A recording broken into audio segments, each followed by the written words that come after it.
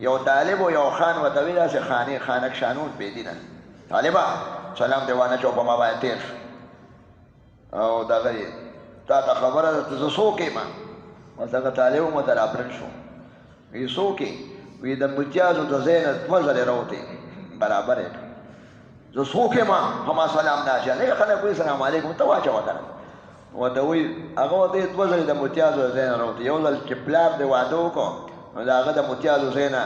مرداره پلیته څاڅکې په شکل کې راووتې او چې بیا پیدا کېدې د مور د متیازو د ځای نه راووتې 2 ځلې د متیازو په لار راغلې بس یخ خوښه یې کړه زمونږ دا بادشاه دی خلکو ته سپک ګوري دا یاد ساتئ د دې وجې نه د دې خبرې هم نه کېدي دا خلک څه وایي سورې واقع سره به رزق ستاسو ډېر شي قرآن شریف د دې لپاره اصل نه دی خو برکت خو پکې ډېر دی الحمدلله د جنازې مونځ سره مغفرت کېږي خو دا پټې خبرې دي امید د مغفرت دی چې خدای پاک به وبخي البته قرضونه او پردي حقونه به نه معاف کېږي هغه خطرناک دي دا چا لیکلي لیور موت دی لیور ته کتل یعنې لیور سره سطر لیور او جیټ لیور ته وایي مشر لیور ته د خاوند رور ته مونږ لیور وایو دوی ورته جیټ وایي جیټ مشر ته او کشر ته دیور وایي مونږ دواړو ته لیور وایو نه لیور نه پرده راغلی او که داسې شریک کوري نو لوپټرې به سرې او لاس ته نه میلاوئ او داسې بیل دی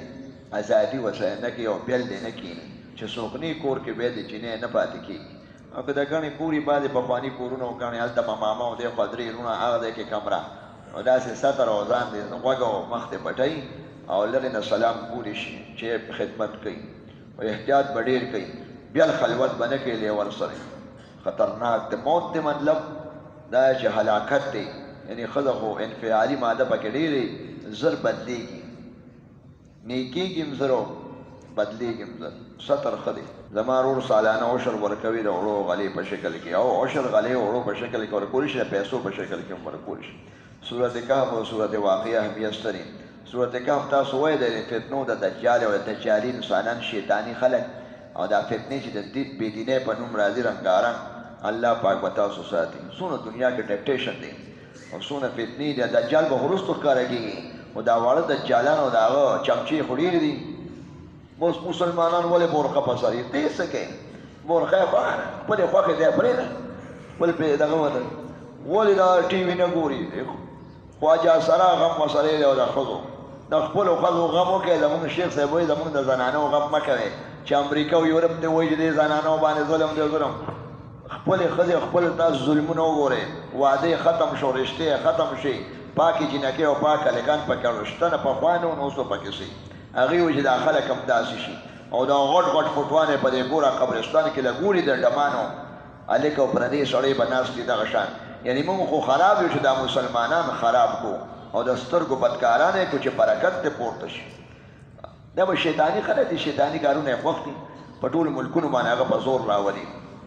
نو بادشاهانو کې خو کبر وي نو دا خلک ورته کاکروش ښکاري نو دسخط یې هغې ته کوي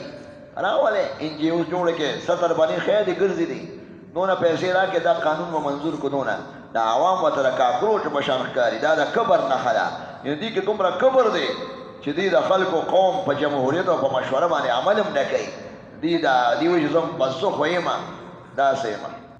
دا چا لیکلي یو سړي سوال کوي چې په بینک کې خپلې پیسې کېر او بینک والا ما ته وایي چې خپلې پیسې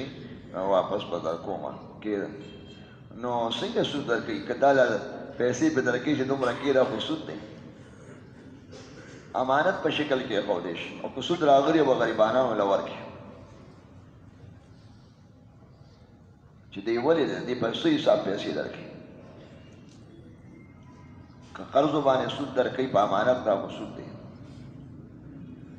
الله یې ټول مشکلات ستاسو حل کړي او پریشانې